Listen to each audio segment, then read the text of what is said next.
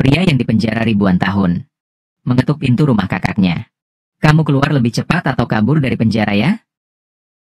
Aku kabur semalam, nih. Sekarang lagi dicari seluruh kota. Pak MA bercanda ringan. Dia masuk rumah sambil memanggil nama anaknya. Tapi tak ada jawaban. Pak Meng keluar dari dalam rumah dengan wajah bangga. Meski bukan anak kandung, apa MA Fei bisa masuk sekolah unggulan? Dia merasa ada andilnya juga di situ. Pak MA biasanya suka minum apa di dalam sana? Mana bisa minum yang begituan? Kalau performanya bagus, sipir bakal kasih hadiah minum 1 sachet obat flu. Hahaha, di penjara 7 tahun. Mantan istri nggak pernah bawa anaknya menjenguk sekalipun. Surat pun nggak dibales. Tapi yang bikin Pak Emma paling kesal. Anaknya dimasukkan ke sekolah asrama. Emang kenapa sama sekolah asrama? Menurutku sekolah asrama itu bagus banget. Bisa nambah waktu belajar. Juga melatih kemandiriannya. Persaingan di masyarakat nanti kan ketat banget. Kamu mau masuk universitas bagus. Kalau sekarang gak mati-matian, bisa apa? Pak Meng dapat telepon dari sekolah.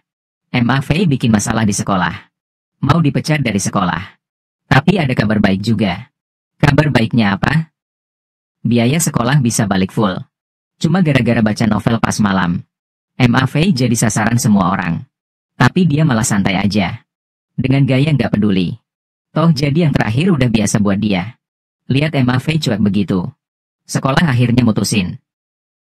Pecat MA Fei dari daftar siswa. MA Fei kaget bukan karena dipecat. Tapi setelah 7 tahun. Baru pertama kali ketemu ayah yang dia kangenin. Pak MA melambai ke MA Fei. Kayak nggak dengar keputusan anaknya dipecat. Pak Ian nunjuk ke dinding penghargaan yang dia banggakan. Sebagai kepala disiplin di sekolah unggulan. Dia nggak mau ada siswa kayak MA Fei. Yang ngerusak reputasinya. Setiap foto di dinding itu adalah lulusan terbaik dari sekolah ini. Apa suatu hari aku bisa pasang foto dia di sini? Mungkin cuma kalau dia kecelakaan. Dengar anaknya direndahin. Pak emang gak tahan lagi. Nama sekolahan ini dari Konfusius, kan? Konfusius aja bilang pendidikan itu untuk semua. Tapi kalian cuma peduli sama tingkat kelulusan. Terus anak-anak yang tertinggal gimana? Bukannya dibantu biar nyusul. Malah cepat-cepat dibuang. Guru kok gitu? Mana kasih sayangnya? Keren banget katanya. Pas Pak Emma bilang namanya. Muka Pak Ian langsung kelihatan gak suka. Soalnya Pak Emma sama kayak anaknya. Sama-sama dibenci orang. Kamu pikir sebelum ngerti profesi kamu sendiri, kamu berhak ngomongin profesi aku? Pahlawan kota kita. Demi nyiapin kado ulang tahun buat anaknya. Dia hampir ketinggalan jadi pembawa obor Asian Games. Di matanya, anaknya selalu nomor 1. Pak Emma nggak cuma pembawa obor. Dia juga ngerancang jembatan pertama di daerah ini. Dia nggak peduli sama wawancara wartawan. Langsung peluk anaknya. Mau bareng dia lihat. Momen jembatan itu dibuka buat umum. MA Fei kecil nggak ngerti kenapa semua orang tepuk tangan. Pak MA bangga bilang dia itu penyihir. Yang nyulap jembatan ini. Biar orang nggak susah nyebrang gunung dan sungai. Nanti kalau kamu gede, harus lakuin apa yang kamu suka banget. Selamat ulang tahun, Nak.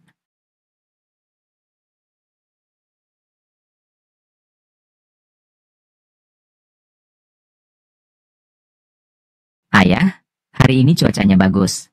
Ayah, bisa sulap buat aku lagi nggak? Pak MA dari pahlawan jadi tahanan. Istrinya minta cerai. Pak MA setuju nulis nama di surat cerai. Dia cuma berharap. Tiap 3 bulan bisa ketemu anaknya sekali. Hadiah globe-nya rusak. MA Fei kecil minta ayah pulang buat benerin. Ayah kamu hari ini nggak bisa benerin globe. Ayah harus tinggal sini buat benerin bumi. Pak MA nyemangatin dia bisa benerin sendiri. Tapi MA Fei kecil geleng-geleng kepala. Soalnya guru bilang dia kurang pinter. Guru yang ngomong sembarangan. Ingat. Jangan percaya apa kata orang gitu aja. Paham, kan? Pak MA bilang mau main game sama dia. Siapa cepat sampai rumah. Dia bakal naik pesawat luar angkasa. Suruh anaknya cepet cari cara. MA Fei kecil nyalain senter ke langit. Tapi ayah barunya kecepetan. Gak nemu jalan pulang. Pak MA jadi penutup. MA Fei kecil jadi kambing hitam. Selalu digangguin. Pak MA bikin globe. Malah diinjek sama anak nakal. Dicaci maki bodoh. Pak MA juga menderita banget. Jadi orang yang dibenci semua. Tapi dia terus bilang ke diri sendiri, Nggak boleh kalah.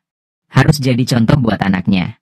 Jadi pas lihat Pak Ian ngejek anaknya, dia maju ke depan. Pak Emma mau taruhan sama Pak Ian. Pas akhir tahun ajaran kelas 1. Ranking berapa yang bikin sekolah nggak pecat dia? Ini kan bidang spesialisasi kamu. Takut? Ya? Pak Ian bilang, ya udah, sesuai kata kamu. 10 besar di kelas. 10 besar, tapi aku mau bilang. 10 besar seangkatan, oke. Aku taruhan lagi sama kamu. Pas dia lulus dari sekolah ini, dia bakal jadi anak paling hebat di sekolah ini.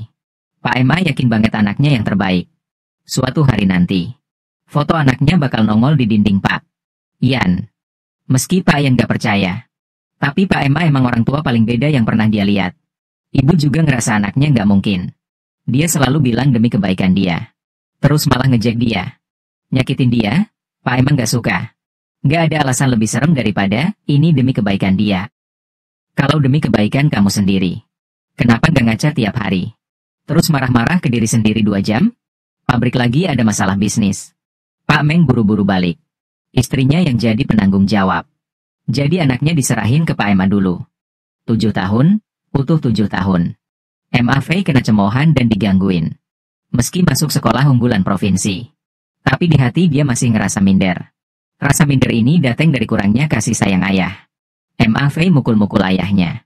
Kenapa dia harus jadi penutup? Kenapa nggak nulis surat? Pak Emma cuma diam aja. Dia tahu anaknya lagi butuh ngeluarin unek-unek. Mau makan apa? Pesan aja sesukanya. Hari ini kita puasin perut. Tapi pas lihat menu, semangat tadi langsung hilang. Mie semurah itu udah jadi kenangan. Lihat duit di dompet, gak mau bikin anaknya kecewa. Bos, bir ini aku belum buka. Ganti jadi soda jeruk, ya. Terus pesen 2 mangkok mie daging. Tambahin daun ketumbar banyak. Cabai juga banyak. Daun bawang juga. Terus mie sama kuahnya ditambahin. Makasih ya. Bisa nggak langsung pesan 4 mangkok aja? Pak Emma awalnya mikir dengan pengalamannya. Cari kerja bakal gampang. Tapi bos malah buang CV-nya ke tong sampah. Sambil taburin tepung. Seorang botak kenal Pak Emma. Dia lulusan yang mau masuk kantor desain. Dulu yang wawancara ya Pak Emma. Cuma karena nilainya jelek, nggak diterima. Tapi si botak nyalahin Pak Emma atas semuanya. MA Howen. Insinyur MA yang terkenal banget. Siapa yang nggak kenal? Jembatan Dongpei. Haha, itu ambruk seketika, kayak gitu. Ledakan presisi gitu, cepet-cepet. Anaknya juga sini, ceritain ke semua orang. Pak Emma tahan diri nggak ngomong. MAV tiba-tiba dorong si botak sampai jatuh. Dia nggak terima ayahnya diomongin gitu. Pak Emma mau nenangin anaknya. Toh dia udah biasa. Kamu terima duit haram berapa sih? Kenapa banyak orang nelepon dia? Kenapa semua orang bilang kamu jahat? Pak Emma gak marah. Malah nenangin anaknya. Gak peduli omongan orang seberisik apa. Kamu harus percaya sama diri sendiri. Di hati dia bersumpah. Harus cari tahu penyebab kecelakaan dulu. Bukan cuma buat dia, tapi juga buat anaknya. Dia percaya jembatan bisa ambruk. Tapi orang gak boleh ambruk. Si botak lagi kesel. Dia yang ngambil proyek itu. Tapi anak buahnya gak bisa ngeledakin struktur di depan. Bilangnya terlalu susah. Pak Emma ngerasa ini kesempatan.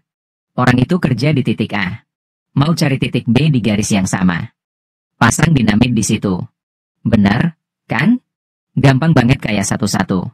Kasih aku 500.000. 2 menit aku bersin. Ini siapa sih? Kita aja berapa orang gak ngerti. Kamu 2 menit bisa beres?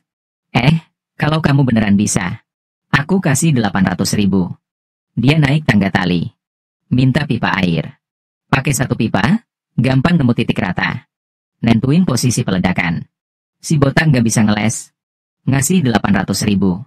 Pak Emma ngeliat MAV, ini namanya prinsip bejana berhubungan. Di kedalaman yang sama. Tekanan cairan ke semua arah itu sama. Fisika SMP nanti kamu belajar ini. Lihat Pak Emma mau pergi. Si botak narik dia. Aku udah bilang dari dulu. Kamu idola aku. Benar, kan? Hahaha. Anak kita bisa jadi saksi, ya? Haha. MAV ngeliat ayahnya penuh kagum. Ayah benar. Kapanpun gak boleh remehin diri sendiri. Mantan murid Pak Emma, si kepala besar, udah jadi wakil. Dekan, dia murid kesayangan Pak Emma dulu. Si kepala besar ngasih seikat kunci. Guru. Mending kita jangan sampai ketahuan tetangga, ya. Kalau ada yang nanya, bilang aja guru yang buka pintu sendiri. Aku nggak tahu apa-apa. Tapi ini bukan gratisan. Pak Emma harus bikin desain gratis buat dia. Halo. Ayah, temenmu emang bener-bener baik. Rumah penuh debu. Masih kayak 7 tahun lalu. Globe itu udah rusak parah. Pak Emma kasihan ngeliat anaknya. Bertahun-tahun pasti dia susah banget. Biar nggak ketahuan tetangga. Mereka nggak berani nyalain lampu. Cuma nyalain lilin. Emma Faye rebahan di kasur, mukanya murung. Dia ngerasa mustahil masuk 10 besar. Dia nggak mau bikin ayahnya malu. Lupa sama taruhan itu? Masuk 10 besar atau enggak, aku nggak peduli. Yang ayah peduli. Otak kamu tidur. Atau terus berputar. Emma Faye nggak ngerti maksud ayahnya. Dia cuma tahu ibunya suruh belajar rajin. Biar masuk universitas top. Kalau enggak, jadi pengemis. Universitas top cuma proses. Bukan tujuan. Oke, masuk. Universitas, terus apa? Ingat. Hidup itu kayak panahan. Mimpi itu kayak sasaran. Kalau sasaran aja nggak ketemu. Buat apa tarik busur tiap hari? Api di hati Emma Faye yang udah mau padam. Dikasih kayu bakar sama kata-kata ayahnya. Dia nanya ke ayahnya, mulai dari pelajaran apa? Matematika, bahasa, jelek banget. Geografi, sejarah, piano. Yang paling parah bahasa Inggris sama biologi. Spesialisasi menyeluruh. Pak Emma ngeluarin buku, taruh di meja. Tingginya cuma 11 cm. Sampai sebelum ujian. Tiap hari 0,1 cm. Anak jeniusku. Bisa, kan? Emma Faye ngeliat mata ayahnya yang penuh keyakinan. Ngerasa kayak beneran jenius. Pertama kali dia pengen belajar sendiri. Pak Emma izinin dia ngapain aja. Mau ke langit pun boleh. Urusan sendiri ya harus putusin sendiri. Jadi dia nggak tidur. Buka buku bahasa Inggris. Pak Emma nulis surat banding buat kasusnya. Sejak hari itu Emma Faye kayak buka pintu dunia baru. Dia sadar kalau fokus. Pelajaran yang bikin bosen jadi seru. Tinggi Emma Faye nambah. Nilai di ujian juga. Ibunya nulis surat nanya belajarnya gimana. Ikut les apa enggak? Pak Emma balas surat. Anaknya ikut les terbaik. Les galaksi. Kelasnya bukan tembok. Tapi galaksi yang luas. Ayah sama anak pulang selalu hati-hati. Sedikit usaha. Langsung jadi juara 5 dari bawah di kelas.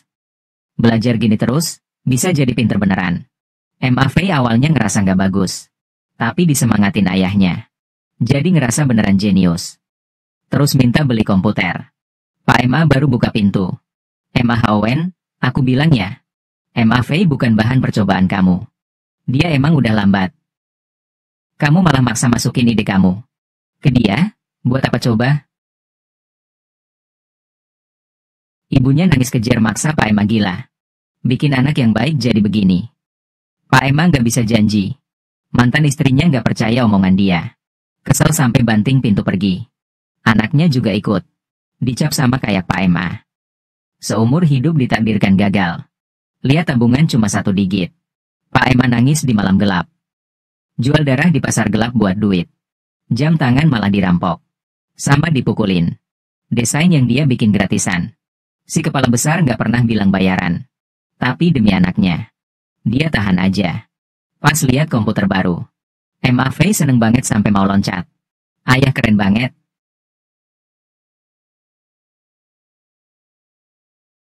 Ayah, kamu kenapa? Gak apa-apa? Gak apa-apa. Di proyek. Kebentur tadi, tiba-tiba ada ketukan pintu. Ayah sama anak langsung tegang.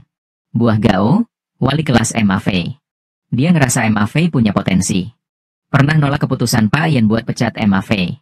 Dia mau Emma Faye balik asrama. Tinggal setengah waktu dari taruhan itu. Usaha keras, mungkin masih ada harapan. Pak Emma bersyukur. Juga ngerti omongannya masuk akal. Tapi belajar itu kayak ngukus bakpao. Ngukus berulang-ulang gak bikin bakpao enak. Malah jadi gepeng. Susah dilupain. Aku ngerti banget sama aturan sekolah. Pratinjau sama ulangan yang perlu. Aku setuju. Tapi di usia mereka yang paling bisa belajar. Belajar sampai jam 11 malam. Gitu selama belasan tahun. Kita beneran gak takut karet buat belajar. Di badan mereka. Jadi kendor? Kejam duit di mata mereka. Kita beneran gak lihat? Buah Gao. Pertama kali ragu sama cara ngajarnya. Sendiri. Semua orang cuma peduli sama nilai. Kayak gak ada yang peduli sama anaknya. Sampai nganter Buah Gao balik ke asrama. Mungkin apa yang kamu bilang. Soal ide pendidikan keluarga ada benarnya. Tapi bakpao yang kamu kukus emang susah dimakan. Dengar Emma Fei dari paling bawah jadi nomor 5 dari bawah. Pak Yan masih ngeremehin. Tapi lihat Buah Gao muji Emma Fei. Gitu, Buah Gao. Aku harus ingat kamu jaga posisimu. Jangan bela siswa nakal.